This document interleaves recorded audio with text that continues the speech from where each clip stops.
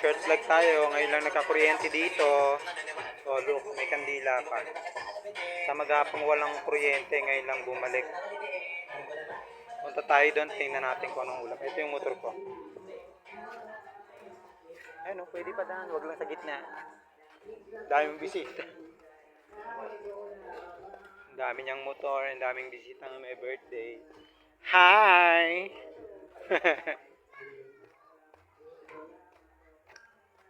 Patricia, sasarado ka na? Nagkukurtina ka eh. Ano ulam natin? O, palitan mo ng... Ano ulam natin? Ha? Anong ulamin natin? Wala lang. Nagkakuryente din ako, Diyos ko. Hindi naman ginawa, hindi daw silang gagawa. Walang yasin. Balik na ako doon. Bahala ka na kung anong ulamin natin. Ha? Ha? Anong ulamin natin?